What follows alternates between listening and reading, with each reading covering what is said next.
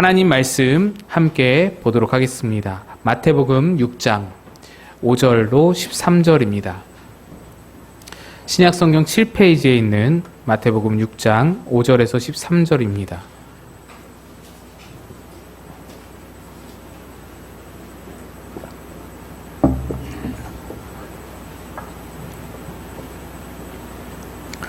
교독해서 읽겠습니다. 또 너희는 기도할 때에 외식하는 자와 같이 하지 말라. 그들은 사람에게 보이려고 회당과 큰 거리 어귀에 서서 기도하기를 좋아하느니라. 내가 진실로 너희에게 이르노니 그들은 자기 상을 이미 받았느니라. 너는 기도할 때에 내 골방에 들어가 문을 닫고 은밀한 중에 계신 내 아버지께 기도하라. 은밀한 중에 계신 내 아버지께 또 기도할 때에 이방인과 같이 중언부언하지 말라. 그들은 말을 많이 하여야 들으실 줄 생각하느니라. 그러므로 그들을 본받지 말라. 구하기 전에 너희에게 있어야 할 것을 하나님 너희 아버지께서 아시느니라. 그러므로 너희는 이렇게 기도하라. 하늘에 계신 우리 아버지여, 이름이 거룩히 여김을 받으시오며 나라가 임하시오며 뜻이 하늘에서 이루어진 것 같이 땅에서도 이루어지이다. 오늘 우리에게 일용할 양식을 주시옵고 우리가 우리에게 죄 지은 자를 사하여 준 것 같이 우리 죄를 사하여 주시옵고. 같이 읽습니다. 우리를 시험에 들게 하지 마시옵고 다만 악에서 구하시옵소서. 나라와 권세와 영광이 아버지께 영원히 있사옵나이다. 아멘. 기도하겠습니다. 하나님 아버지, 오늘도 우리를 주 앞에 불러주시고 예배를 통해 말씀해 주시니 감사합니다. 오늘도 말씀 속에서 주의 은혜를 발견케 하시고 은혜 가운데 회복과 치유의 역사가 우리 가운데 일어나게 도와 주시옵소서. 전하는 자 감추어 주시길 바라고 예수님 이름으로 기도합니다. 아멘. 예수님께서는 서기관과 바리새인의 의와 구별되는 또 다른 의, 천국 시민의 의, 하나님이 받으시는 의를 분명히 보여주시기 위해서 바리새인의 세 가지 경건 행위를 예로 들어서 하나님이 우리에게 진정으로 요구하신 의, 요구하시는 행위, 요구하시는 경건, 이것은 무엇인지, 바리새인들은 왜 틀렸는지를 계속해서 보여주고 계십니다. 그 세 가지 경건 행위라는 것은 구제, 기도, 금식이었는데 지난주에 구제에 대해 말씀드렸고 오늘은 기도에 관해 말씀하십니다. 여러분은 기도가 무엇이라고 생각하십니까?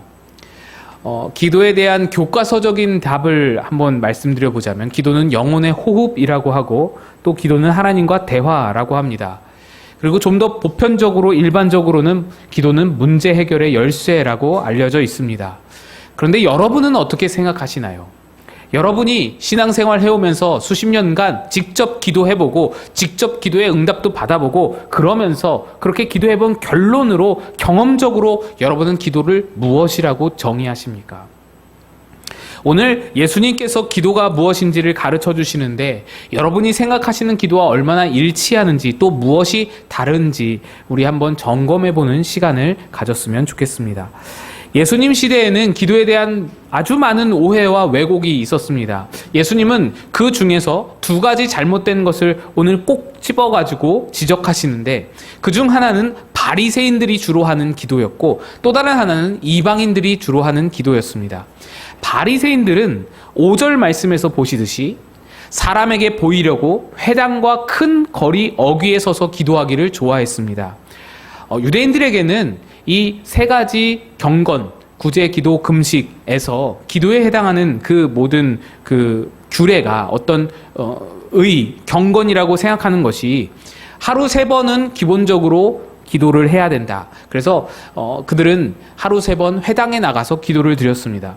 그런데 만약 회당과 좀 거리가 떨어진 외출을 한 경우에 다른 곳에 외출을 한 경우에 그곳에서 기도 시간이 이제 맞이하게 되면 거기서도 성전을 향하여서 손을 높이 들고 기도하는 모습을 보였습니다. 이런 열심, 이런 열정을 가지고 기도 시간을 지켰던 것입니다. 그런데 그들의 열심이 시간이 지나면서 점차 변질되었습니다. 어느 순간 그들은 기도 시간에 일부러 외출을 하게 되었습니다. 일부러 사람들이 많이 다니는 거리를 찾아다니게 됐습니다. 그리고 거기서 사람이 많이 보는 앞에서 큰 소리로 유창하게 기도를 드렸던 것입니다. 기도의 목적이 완전히 변질된 것입니다. 그들은 자신의 기도를 하나님이 들으시는 것보다 사람들이 어떻게 평가하는지에 더 큰 관심을 가지게 됐습니다. 점점 하나님께 드리는 기도를 드리는 것이 아니라 사람에게 보이고 들려지기 위한, 사람들에게 평가받기 위한 그런 기도가 되었습니다. 제가 봉천동 꿈꾸는 교회에 부임했던 첫 주일에 있었던 일인데, 그 첫 주 처음으로 금요철야를 기도회를 가게 됐는데, 예배당에 들어섰는데 사람이 너무 없어서 놀랐습니다. 예배 시간이 5분 앞두고 있는데 예배당이 다 텅 빈 거예요. 거의 사람이 없는 거예요. 그래서 원래 금요철야는 이렇게 사람이 적나 보다 싶어서 자리를 잡고 앉아서 기도를 하는데, 뒤에서 누가 속닥거리는 소리가 들리는 거예요. 누구야? 새로 오신 전도사님이야. 근데 왜 이렇게 일찍 왔대? 몰라, 기도를 많이 하시나 봐. 그러는 거예요.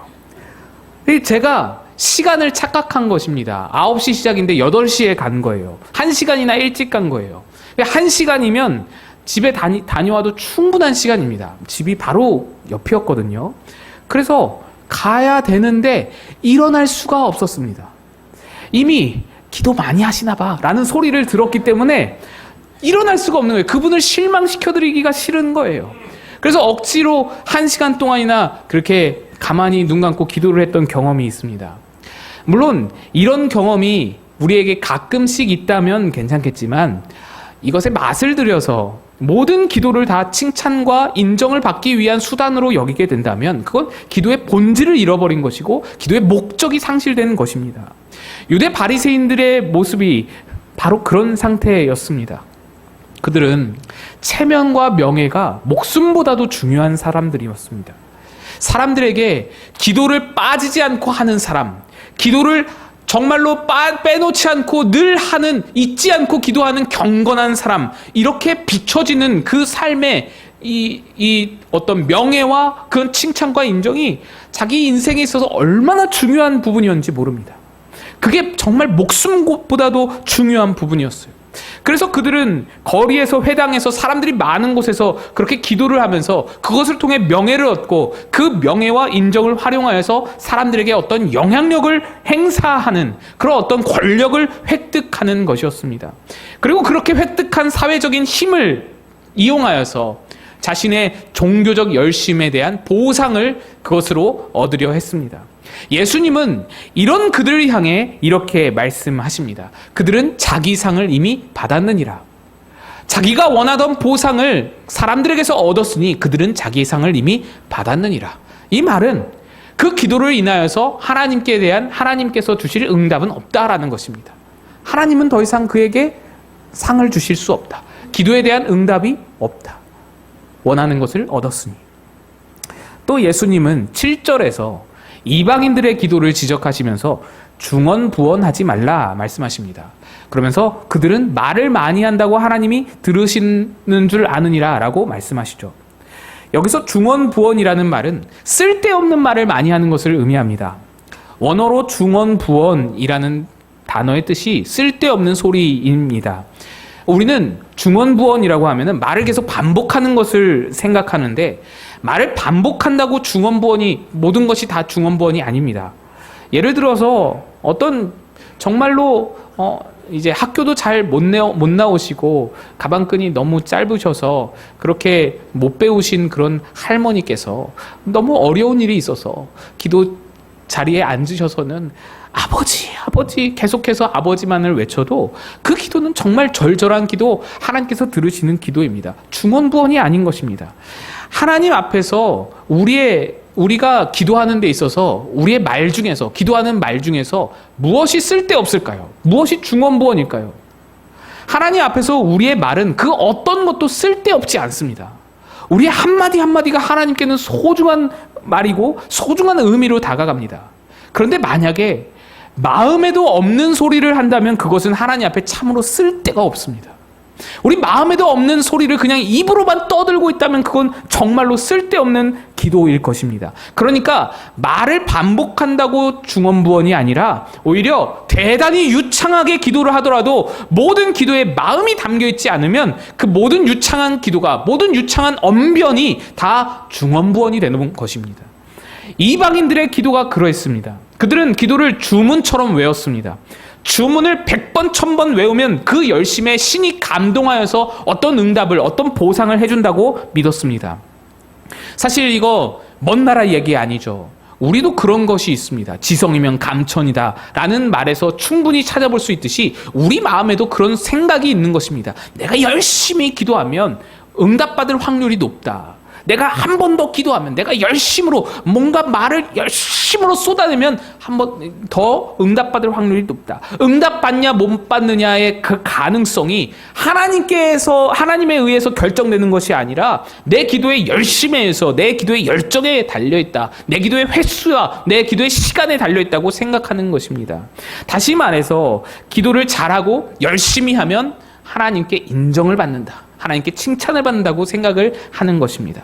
예수님은 이런 그들에게 이렇게 말씀하십니다. 그들은 말을 많이 하여야, 열심히 기도해야 들으실 줄로 생각하느니라. 말을 많이 해도 안 듣는 기도가 있으시다는 거예요.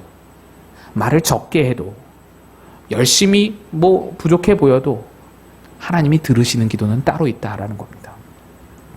이렇게 예수님은 두 가지 잘못된 기도를 예로 드셨는데, 이 두 가지 잘못된 기도는 사실 서로 다른 기도를 말하는 것이 아니라 하나의 공통적인 요소를 말해줍니다. 두 가지 모두 다 내 기도를 열심히 해가지고 내가 열심히 하는 모습을 보여서 사람에게, 때로는 또 하나님에게 인정받고 칭찬받는 그런 목적을 가진 기도를 말합니다. 내가 기도를 빠짐없이 기억하고 길거리에서라도 기도할 수 있는 열심을 가지면 사람들에게 인정받고 칭찬받는 보상을 얻게 될 거야. 내가 기도를 많은 시간, 많은 말들을 쏟아내면서 열심으로 열정적으로 하면 하나님이 인정하시고 응답해 주실 거야. 모두 다 내가 열심히 해서 인정을 얻어내는데 초점이 있다라는 말입니다. 한 성악가의 간증을 들었습니다. 그 성악가는 4살 때 소아마비 장애를 얻어서 평생을 절뚝거리면서 지팡이를 잡는 신세가 되었습니다. 그런데도 불구하고, 그 장애에도 불구하고 그는 피나는 노력을 해가지고 1993년 미국 메트로폴리탄 오페라 콩쿠르에서 동양인 최초로 우승을 차지하고 미국에서 연예인 못지않은 유명세를 떨쳤습니다.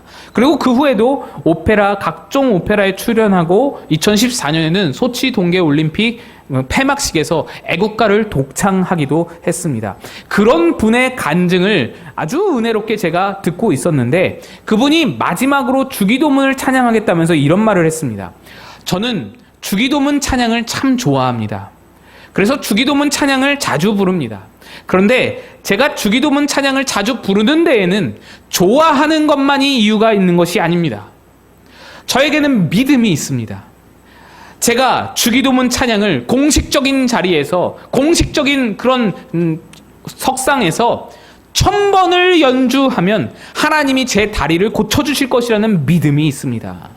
오늘 이 자리에서 그 중에 한 번을 여러분과 함께 나누고자 합니다. 그리고서는 하늘에 계신 아버지 찬양을 시작하신 겁니다. 그 찬양은 완벽했습니다. 테너의 그 완벽한 그 아름다운 목소리와 너무나도 그 아름다운 곡조, 그 가사 너무나도 훌륭했습니다. 그런데 저에게는 그것이 찬양이 아니라, 아름다운 찬양이 아니라 마치 주문처럼 느껴졌습니다. 아, 저분은 이걸 부르면서 횟수를 계수하고 있겠구나. 저분은 이것을 부르면서 다른 것을 생각하고 있겠구나. 그분의 기도는 기도의 내용과 내 마음에 원하는 것이 달랐습니다. 기도의 문구는 하늘에 계신 아버지 이름 거룩하사라고 외쳐지고 있는데, 내 마음에 원하는 것은 다리 고쳐주세요 였습니다. 다리 고쳐주세요 기도가 나쁘다는 게 아닙니다. 겉과 속이 다르잖아요. 이게 주문이고 중언부언입니다. 차라리 솔직하게 하나님 저를 불쌍히 여겨주세요 라고 하는 게 100배나 더 나은 기도입니다. 하나님께 진솔하게 내 필요를 구하는 것이 아니라 내가 아주 열심히 1000번이나 공들여서 내가 부르면 하나님의 인정을 받을 수 있을 거야. 하나님이 나를 칭찬해 주실 거야. 내게 보응을 해 주실 거야. 내 열심으로 뭔가를 얻어내려는 생각이었던 것입니다. 오늘 본문에서 예수님이 주기도문을 주신 이유는 그런 거 하지 말라고 주시는 겁니다. 그런데 그분은 안타깝게도 그거 하지 말라고 주신 그 주기도문을 가지고 또다시 주문을 외우며 100번, 1000번 내 열심으로 하나님께 인정받기 위해 사용하고 있었던 것입니다. 다시 말씀드리지만 예수님은 그런 거 하지 말라고 주기도문을 주셨습니다. 이 주기도문에는 두 가지 특징이 있습니다. 기도를 받는 대상이 누구이신지를 특징적으로 말하고 있고, 또 기도를 하는 주체가 누구인지를 특징적으로 고백하고 있습니다. 먼저 주기도문은 기도를 받는 대상으로 하나님을 말하면서 그분의 엄위하심, 위대하심을 고백합니다. 오늘 말씀 9절, 10절에 그 주기도문을 떠올려 보시면 그가 하늘에 계시다는 것과 그의 이름과 그의 거룩하심과 그의 나라와 그의 뜻, 그리고 마지막에 권세와 영광까지 고백하게 하면서 기도를 받는 대상이 누구이신지 아주 특징적으로 그분의 위대하심과 어미하심을 보여주고 있습니다. 그리고 그 반면에 기도를 하는 주체에 대해서도 특징적으로 보여줍니다.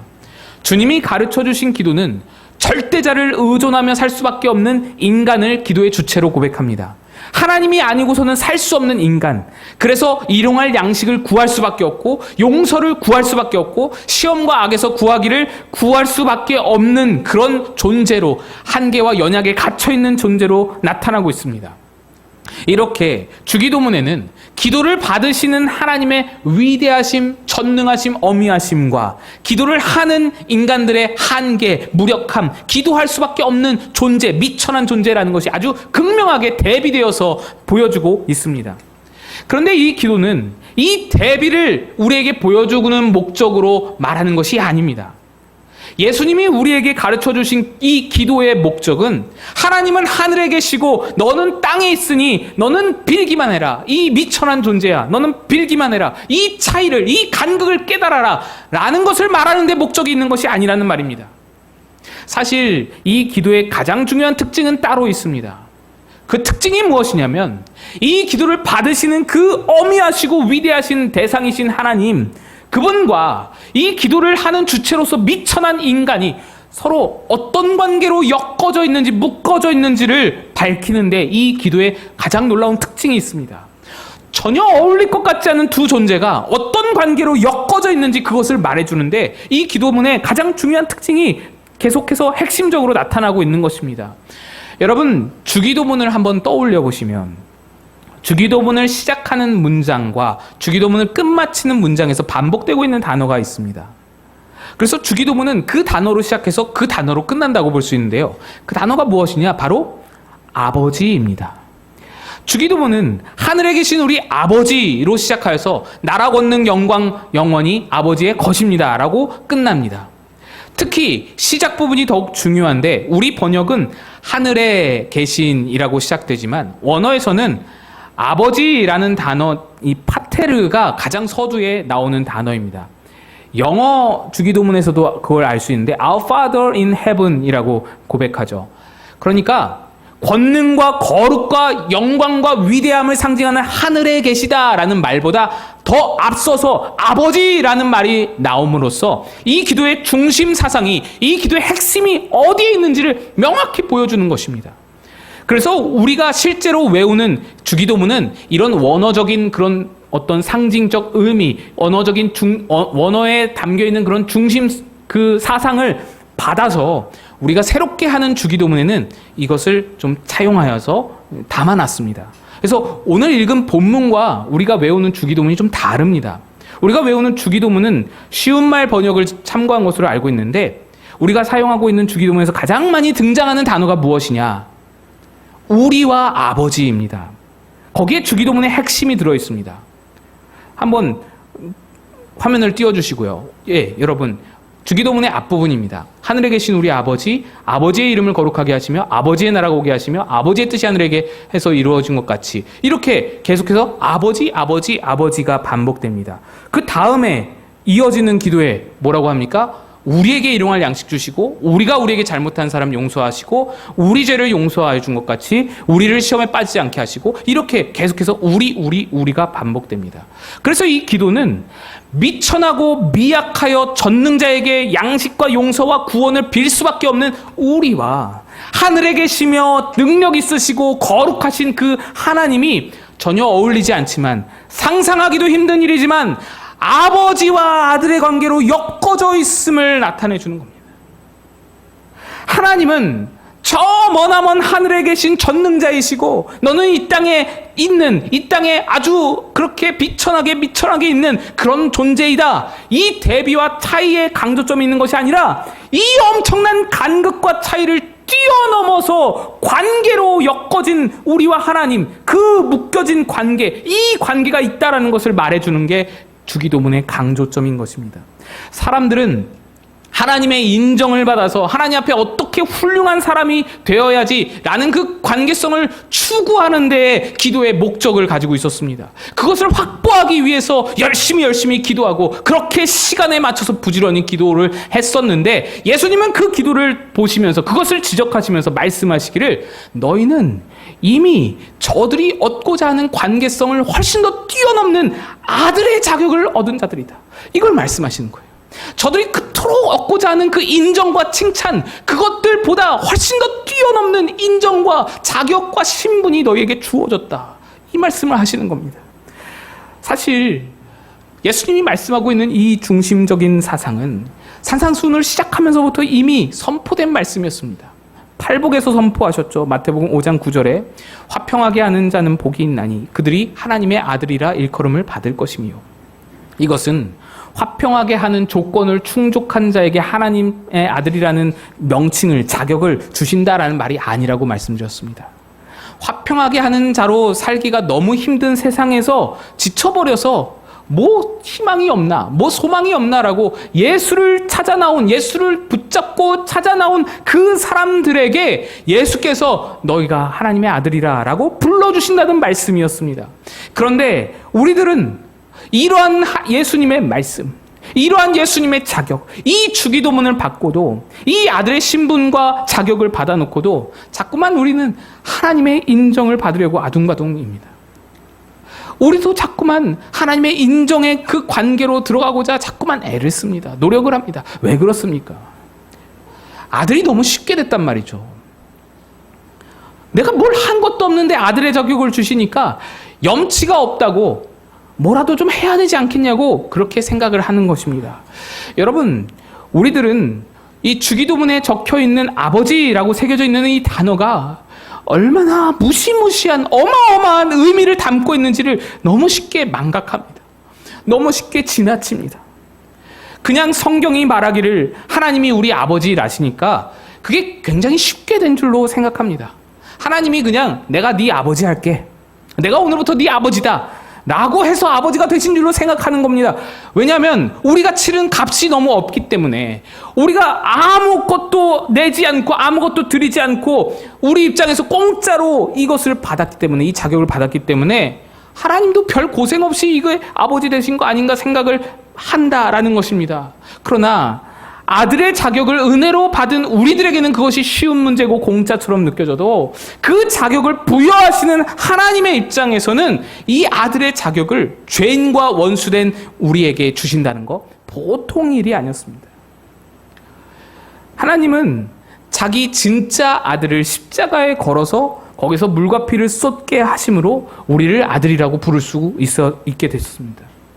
하늘에 계신 거룩하시고 존귀하시고 영광 가운데 계신 분이 이 땅에 있는 미천한 우리와 이 엄청난 간극을 뛰어넘어서 아버지와 아들의 관계로 묶일 수 있었던 것은 십자가의 예수라는 너무나 큰 대가를 지불했기 때문이라는 것입니다. 공짜가 아니라는 거예요. 내가 죽을 자리에서 그 아들이 대신 죽고 나는 그 아들의 자격을 누리게 된 겁니다. 마치 여러분 왕자와 거지 이야기 잘 아시죠?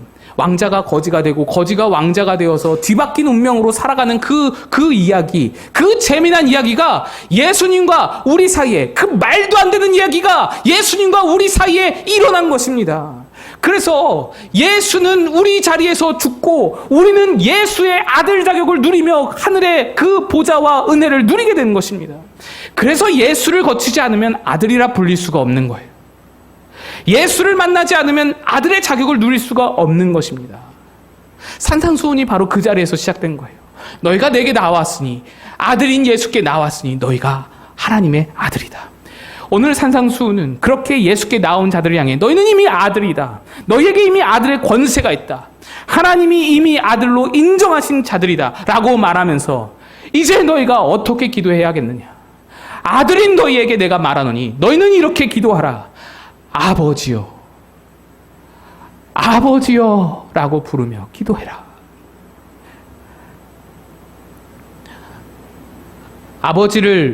아버지라고 부를 수 있는 아들의 자격. 여러분, 그 아들의 자격이 어떤 자격입니까? 또다시 봉천동 꿈꾸는 교회에 있을 때 말씀을 좀 드리면, 봉천동 꿈꾸는 교회에서 모든 교인들이 심지어 사모님마저도 담임 목사님을 목사님이라고 부릅니다. 당연한 얘기죠. 언제 한번 사모님께서 저희 부목사들, 사모들을 다 모아두시고는 이런 말씀 하신 적이 있습니다. 교인들 앞에서 남편 얘기할 때 저희 남편이라거나 누구누구 아빠 이런 말로 부르지 말라고, 꼭 목사님이라고 부르라고 주의를 주신 일이 있었습니다. 교인들 보기에 좋지 않다라는 것입니다. 그러니까 사모님까지 목사님을 목사님으로 부르니 어느 누구도 목사님에게 다른 호칭을 쓰는 자가 없었습니다. 당연한 일이죠. 2,000명이 넘는 성도들이 다 목사님은 목사님이라고 부르는 겁니다. 그런데 그 2,000명 중에서 딱 2명만이 목사님을 목사님이라고 부르지를 않았습니다. 그 두 사람은 다른 이들이 모두 다 목사님 부르면서 허리를 굽혀 인사를 해도 그 둘만은 꼿꼿하게 서가지고 목사님을 목사님이라고 절대 부르지를 않았습니다. 더 신기한 것은 어느 누구도 그 두 사람에게 지적을 하거나 뭐라 하거나 그런 사람이 없었습니다. 그 두 사람이 누구냐? 박윤수, 박성수, 박 목사님 두 아들. 이 두 사람만은 목사님을 목사님이라고 부르지를 않는 거예요. 아빠라고 부르는 거예요. 그리고 그들이 아빠라고 아무리 불러도 어떤 성도들, 어떤 장로님들, 어떤 누구라도 그들을 꾸질하거나 나무라지 않는 겁니다. 당연하게 여기는 거예요. 이질적으로 이상하게 들리지가 않는 거예요. 아빠 소리가. 이게 바로 아들의 특권인 거예요. 이 두 아들의 권세가 얼마나 대단했냐면요. 두 사람은 목양실에 노크도 안 하고 들어갑니다. 문을 벌컥벌컥 엽니다. 하루는 제가 목양실에 노크를 하고 들어갔더니 목사님은 안 계시고 둘째 성수가 목사님 자리에 앉아서 인터넷을 이렇게 뒤지고 있었습니다. 2,000명 교인 중에 어느 누가 목사님이 안 계신 목양실에 아무렇지도 않게 문을 따고 들어가서는 컴퓨터를 만질 자격이 있겠어요? 누가 그럴 수 있겠어요? 이게 아들의 권세인 거예요. 주기도문이 우리에게 말씀하는 바는 너희가 가진 특권을 보라라는 것입니다. 주님이 말씀하시는 기도라는 것은 아들들에게만 주어진 놀라운 특권이 여기에 있다라는 것을 보라라는 것입니다. 언제 어디서나 아버지를 마음대로 부를 수 있는 특권, 그것이 기도라는 거예요. 조금 속되게 표현해 보자면 언제 어디서나 아버지를 마음대로 불러 제낄 수 있는 특권입니다. 아버지께 마음대로 나아갈 수 있는 특권, 노크도 없이 그냥 문을 벌컥 열고 아버지께 나아가는 그런 특권이 있다라는 것입니다. 거기에 더하여서 아버지께 내 마음에 있는 것, 내 마음에 있는 고민, 내 마음에 있는 더러운 것 끝까지도 너무나 음흉하고 너무나도 남 앞에 부끄러워서 내놓지 못할 것까지도 다 솔직하게 털어놓을 수 있는 특권이 우리에게 주어졌다라는 것입니다. 어떤 인정과 칭찬을 위해서 노력하고 열심히 해야만 뭘 얻을 수 있는 그런 관계가 아니라 저 멀리 계신 전능자 하나님을 내 삶에 묶어내어서 아버지와 아들로 함께 거할 수 있는 놀라운 기도의 특권을 너 지금 누려라. 너희 특권을 가졌는데 왜 안 누리냐? 이걸 누려라 라고 주신 것이 주기도문이란 겁니다. 기도는 그래서 특권인 거예요. 기도는 우리에게 예수를 값으로 지불하여서 부여하신 놀라운 우대권, VVIP 티켓인 것입니다. 기도는요, 나 이런 사람이야 증명하는 증명서가 됩니다. 너 내가 누군지 알아? 나 이런 사람이야? 여러분 사회에서 이런 말 많이 들어보셨죠? 그런 말을 할 수 있는 특권이 우리에게 있는 거예요. 나 이런 사람이야! 우리가 꺼내보일 티켓, 그 말을 할 때 꺼내보일 티켓이 바로 그 신분증이, 그 증명서가 바로 기도라는 것입니다. 그래서 어떤 문제가 다가오면, 우리를 위협하는 문제가 확 다가오면 나 이런 사람이야! 라고 꺼내보여야 하는 것이 기도라는 거예요. 환난이 확 닥치면 나 하나님의 아들이야! 내 아버지가 하나님이야! 라고 꺼내보이는 것이 기도라는 것입니다. 기도는 아들들에게 주신 특권인 거예요. 그러니 여러분, 기도를 어렵게 생각하지 마세요. 복잡하게 생각하지 마세요. 우리는 자꾸만 기도를 할 때 어떤 격식과 형식을 생각하면서 너무 어렵게 생각하는 경향이 많이 있습니다. 저는 개인적으로 그러지 않으셨으면 좋겠어요. 아마 여러분들도 다 그렇게 배우셨을 겁니다. 저도 그렇게 배웠는데요. 기도할 때 처음에는 하나님의 이름을 높여드리고, 다음에 감사기도 드리고, 그 다음에 회개하고, 그 다음에 간구하고, 뭐 이런 순서들이 있잖아요. 여러분, 그런데 그런 것들을 따지는 것은 사실 사람이 그걸 따지는 겁니다. 사람들은 그런 걸 따집니다. 사람들은 기도를 들으면서 이 다음에 이거고, 이 다음에 이거고, 그런 것을 생각합니다. 그러나 정작 기도를 들으셔야 하는 하나님은 그런 순서가 뭐가 중요할까요? 하나님 앞에서 하나님이 내 아버지신데 그런 순서가 무슨 중요가 있을까요? 무슨 필요가 있을까요? 기도의 격식과 형식과 순서보다 훨씬 중요한 것은 따로 있습니다. 여러분, 여러분의 아들들이 계시잖아요. 아들들이 여러분을 부르실 때 뭐라고 부르시면 좋겠습니까? 우리 장로님들 여기 계시는데 장로님들의 자녀들이 여러분 부르실 때 뭐라고 부르십니까? 대한예수교 장로회 마고 꿈꾸는 교회 창립 멤버이시자 20년 넘게 장로로 심우하시어 원로 장로로 추대되신 우리의 자랑스러운 나의 아버지라고 여러분을 부르신다면 여러분은 어떻게 반응하시겠어요? 얘가 왜 이래? 뭘 잘못 먹었냐? 그러지 않으시겠습니까? 아들에게 아버지는요, 수식어가 필요가 없이 그냥 아버지 부르면 끝나는 거예요. 아버지라는 말 한마디에 모든 것이 담겨있고 끝나는 관계로 엮여있다는 겁니다. 순서가 필요 없고 격식이 필요가 없습니다. 그런 순서와 격식은요, 사실 관계가 없는 사람들에게 필요한 거예요. 관계가 좀 미묘한, 관계가 좀 애매한 사람들에게나 격식과 순서와 그런 형식이 필요하잖아요. 장로님과 관계가 없는 사람들이 장로님 부를 때에만 장로님 시무가 몇 년이시고 언제 장립을 받으셨고 이런 격식과 형식과 아부성 멘트가 필요한 거예요. 장로님과 아직 덜 친해서 친해지려는 사람에게만 그게 필요한 거예요. 관계가 없으니까 잘 보이려고, 인정받으려고, 좋은 사람으로 보이려고 그런 말들이 필요한 겁니다. 그런데 아들은 그런 게 필요가 없는 거예요. 이미 관계 설정이 다 끝났거든요. 바로 본론으로 들어갈 수 있는 거예요. 그게 아들의 특권인 겁니다. 아들은 그냥 아버지라고 하면 끝나는 거예요. 미사 역구가 필요가 없습니다. 거창한 수식어가 필요가 없는 것이 바로 아버지와 아들의 관계인 것입니다. 그래서 기도의 가장 중요한 요소는 어떤 격식, 형식, 순서 이런 것이 아니라 관계입니다. 내가 어떤 관계로 그와 묶여져 있는지를 바라보는 것, 내가 그분과 어떤 관계로 묶여져 있다는 것을 확신하고 믿고 붙드는 것, 이게 중요한 거예요. 여러분, 혹시 기도를 숙제로 여기십니까? 기도해야 되는데. 아니요. 기도 숙제가 아니에요. 기도는 특권입니다.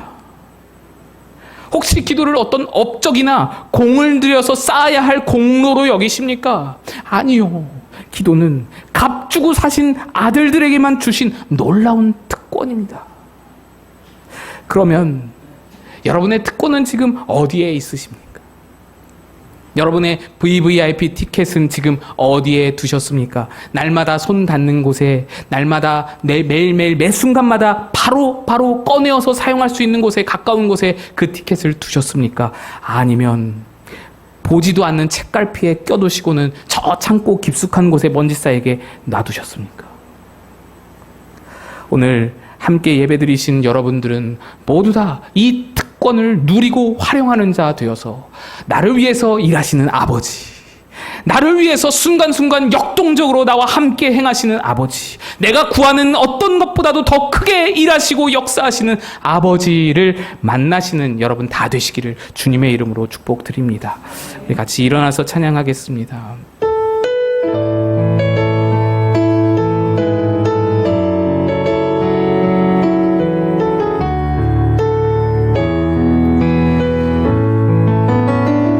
나의 기도하는 것보다 나의 기도하는 것보다 더욱 응답하실 하나님, 나의 생각하는 것보다 더욱 이루시는 하나님, 우리 가운데 역사하신 능력대로 우리들의 간구함을 넘치도록 능히 하실 주님께 모든 영광과 존귀 찬양과 경배를 돌릴지어다.